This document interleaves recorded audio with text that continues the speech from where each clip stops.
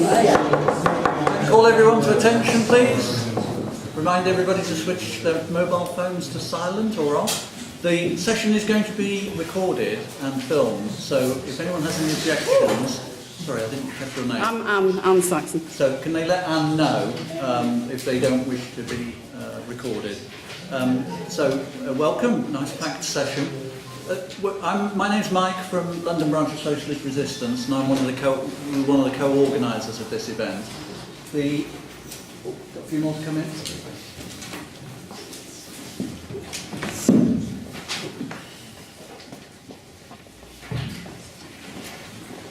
The original idea from the conference was that we would have a short plenary session with speakers, but then in order to allow maximum interaction, we wanted the workshops to be the bulk of the conference's event, so that we could have maximum participation. Because both organisations felt that this was something both in which we can educate and learn from people speaking to us, but also educate and learn from, and hopefully discuss practical things, from sharing ideas and experiences.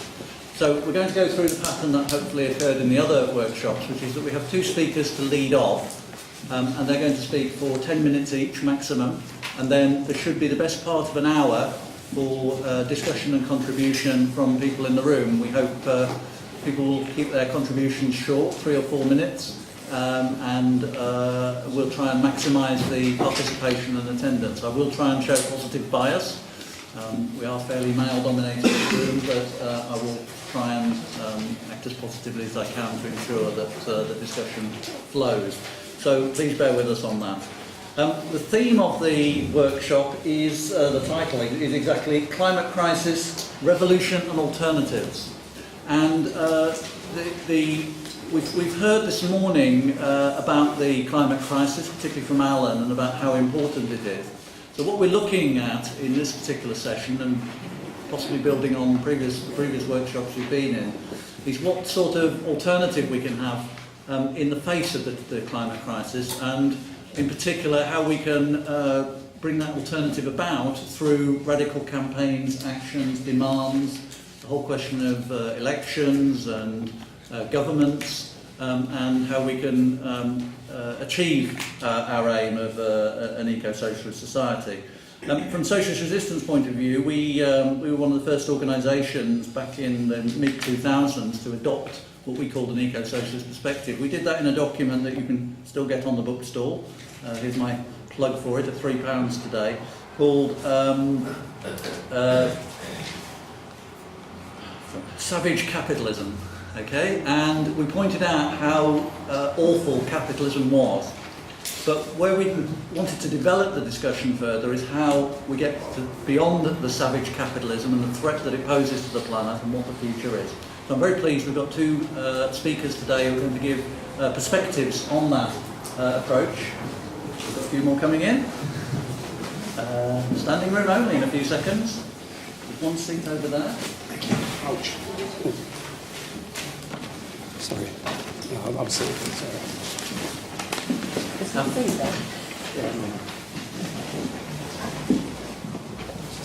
Our first speaker is going to be Sylvain Savier, if I pronounce it correctly. Sylvain is a member of the French Parti de Gauche, the left party in France, and is involved in the Union de Gauche, the broad left front that it fights in elections in France. He's in the London branch of that. The Parti de Gauche has a very different origin to organisations like Socialist Resistance and RS21, but has, in the last few years, been spearheading eco-socialism and the idea of eco-socialism, particularly in France and particularly on the international scale, which Sylvain is going to talk about some of their efforts to do that. And then our second speaker is going to be Nancy Livingstone, Lindisfarne, who is from Revolutionary Socialism in the 21st century, and also a fascinating organisation called Grandparents Climate Action. And she's going to talk also about what the future eco-socialist society might look like and how we're going to get there in terms of immediate demands. So no further ado, over to Sylvain. Right, thank you. Hello, and thanks to Mike and Social Resistance and RS21 for the invitation. We will no doubt meet again before long. So I'm Sylvain Savier, and Parti de Gauche, member of the Front de Gauche, French coalition, including the Communist Party, the groups of other groups that have stemmed from the anti-capitalist movement in France, and Parti de Gauche, which is the only openly eco-socialist party in France. So I have a few notes, but it's all a mess. So although we should be starting to implement radical proposals to tackle climate change, the political effort from those in power in Europe at the moment is focused on one thing: how to resume economic growth, how to free the market even more, and how to protect the mechanics of capital accumulation. So eco-socialists have started gathering in Europe around a new network that we initiated in Parti de Gauche alongside other movements in Europe. One of them is Green Left. Soon Socialist Resistance, I hope, as they are invited to the next meeting. So let me just Left Unity. Left Unity was in inceptions. Anyway, on Sunday, January the 19th, 20 political organizations from 11 European countries met at the headquarters of Parti de Gauche in France, and that was the beginning of the European Eco-Socialist Action Network. Everyone at the meeting expressed their deep satisfaction with the initiative and asserted the need to unite and cooperate in joint actions between openly eco-socialist political forces. So within the context of urgency created by the financial, environmental and political crisis in Europe, the attending organization shared the idea that a shift towards eco-socialism is the only way to challenge the financial and productivity-driven model that is leading Europe into a dead end. So this network met again on the 5th of March for the second of their meeting in Brussels to sort of work towards finalizing a common declaration and set up their first joint action. That structuring work will continue at the end of the month on the weekend of the 28th and the 29th of June in London, where another, 20 organizations will meet again for another weekend of organizing, and this time Socialist Resistance, Left Unity again will be there. The Socialist Resistance is invited as observer to start with, and then hopefully become interested and want to join. So that was the first point. Now, with more from me on, is it revolution? Revolution. Yeah, revolution. Well, capital is being stashed away from where it should be most economically and socially useful. That's where we start from.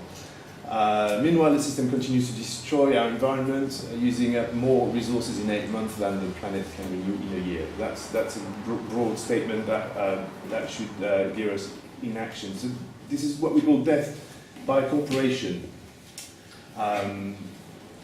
otherwise known as neoliberal globalization.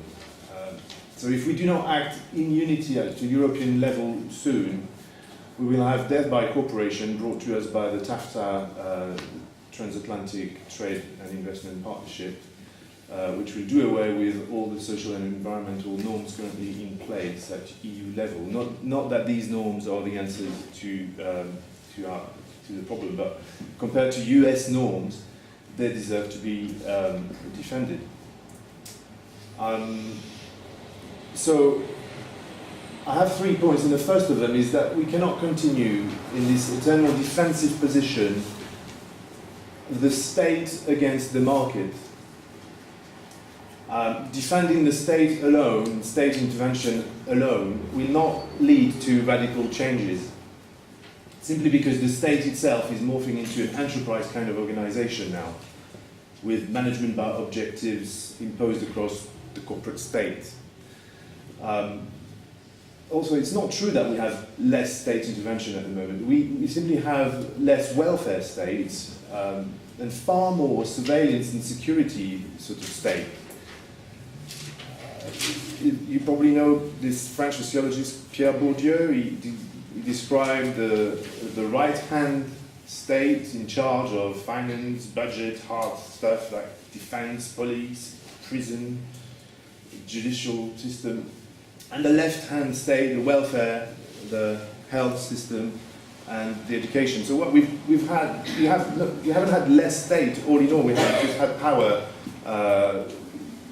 poured from the left hand into the right hand. So how do we enable the people to reclaim the power, or to decide what kind of state they want? How do we evolve from a state of consumers to a state of active citizens? My point B for that is that we need to recognize that there's only one ecosystem, that we need to preach that, but I think we're preaching to be converted here. The only one ecosystem that we share within which all is interconnected. Therefore, there is such a thing as a common interest for humanity. So the common interest of humanity is not the sum of all individual financial interests. And we have to accept that there are things that we cannot, things essential to life, such as clean air, fertile soil, drinkable water. These things will never offer a good return on investment simply because they're not meant to. So if we had Daniel Taniro here, he would tell us all about green capitalism and things that we should avoid doing. So all is interconnected, but an oligarchy-controlled media present things in a way that carefully blurred overlap. And the best thing, to illustrate that is the pages of a newspaper, where you have the business page, the social pages, the society pages, and the environment pages. Well, a world where business, environment, and society is divided is not a world for mankind. It's not a world you can live in. Now, this is all part of a discourse that has been fed to us over the last 30 years. It's a neoliberal discourse where words don't mean actually what they mean anymore. It's a democracy, choice, or progress. I've come to designate the opposite phenomenon to the word that they describe. So deregulation is another favorite, meaning regulation imposed by the market. So we're now all fluent in newspeak. And there's a huge task ahead in terms of popular education, counter-propaganda, cultural agitation, and you call it however you want. And it starts with the realization of point B, which is there is only one ecosystem, and therefore there is a common interest in humanity. Okay, so that leads us to revolution. What revolution? For us at the Parti de Gauche, we advocate a citizens' revolution, and that means no more but yet no less than reclaiming the power through a process of constitutional assembly. We call for the end of the Fifth Republic and overall of the French national institutions, as we have in effect a presidency that is more akin to a presidential monarchy. You know a thing or two about monarchy, but this is, so basically the idea of the French Revolution has been totally diluted now. Not that we want to come back to the Enlightenment, but we need to come forward with new alternatives, eco-socialist alternatives. So the principle of citizens' participation is the cornerstone of the process currently underway in countries like Venezuela, Bolivia, and Ecuador. Those Latin American countries have started addressing the problem, which is far from being our case. Nationalization of resources essential to human life, the rewriting of the constitution by the people, and by that I mean by everyone. Yet a citizen revolution alone is not interesting if it translates, like in Ecuador, in more people being able to drive their SUV to McDonald's in drive. So and to point C, the commons, and the defence thereof. A system of institutions that organise communal management can be more efficient than the market in a number of domains. It can also revive democracy at local levels, and it will also repoliticise citizens. So what commons have in common is they're all under attack. And that's our task, all of us here, to defend the commons. I'm not going to go into the commons now, but and that's pretty much my 3 points. Okay, thank you very much.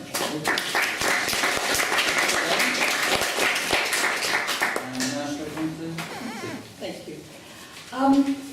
What a stunning audience. I have a feeling that you're here to hear about revolution, possibly to walk straight out of this building and start to foment one. Let's hope so.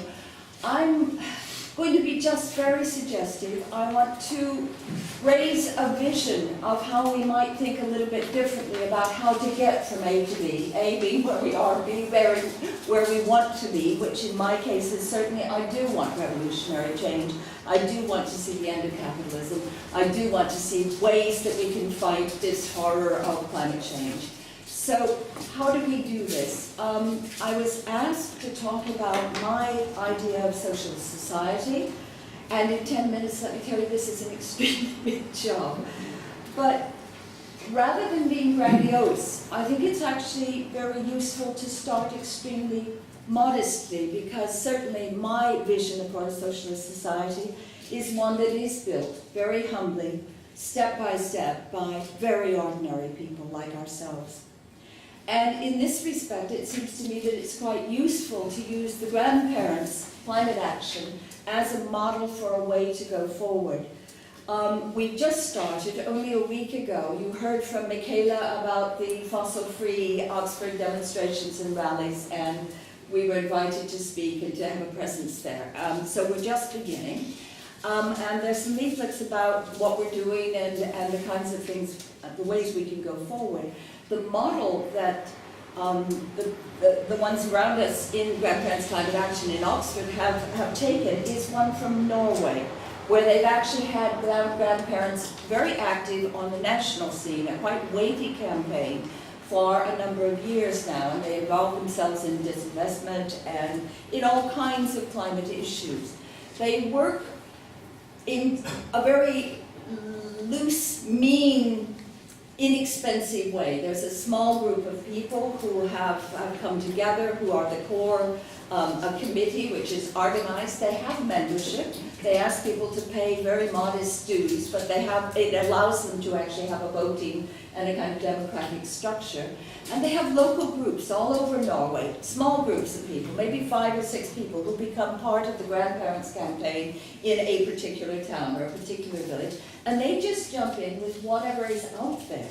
So if it's fracking on your doorstep, go and do that. If it's something else about the coal and the kind of Norwegian response to the kind of coal investment that is going on, then jump in there. But they also have a national kind of presence and, of course, make an effect when they actually come into Oslo and are all of them elderly people or white-haired people or perhaps even younger grandparents but with little kids and all the rest of it. It makes a presence, it makes a thing. And they've systematically also gone out and looked for celebrity grandparents who are up for this, so that they've got a whole spectrum of people. It's a new constituency. And the important thing about it, it's a new constituency drawing on a new structure of feeling. And I think that's quite important. I think we need that, otherwise we become very tired. Anyway, if you can imagine the grandparents, it's not only in Norway, there are other organizations in Canada and Australia and so forth, and as we speak, there's a group starting up in Bristol. So, you know, things are moving. People have seen that this is a very good idea, and it is absolutely impossible to talk to anybody and say, gee, that's a bad idea, I don't think that'll work. People don't feel that way. People can see the logic of going forward. So you can see grandparents having letter writing campaigns, joining in with the demonstration on fossil-free Oxford and the world. But you can also see flash mobs of grandparents. think of it, it's wonderful. So, the grandparents' climate action is an example of what I would like my socialist world to look like. And as I said when I was speaking in Oxford, I have 3 grandchildren whom I absolutely love to bits. And I want them to grow up in a world that is sane, that is decent, that is not a cinder. My own family, in other words, my own grandparents, were very good naturalists, really very good naturalists, and they taught me, my siblings and my cousins, to love our very beautiful planet, to love all its creatures. And my family, again, my grandparents, were very strong trade unionists. And from them I learned that we actually have to also fight for the world that is decent and sane for ordinary people. So, in a sense, for me at least, grandparents' climate action is mobilized by love.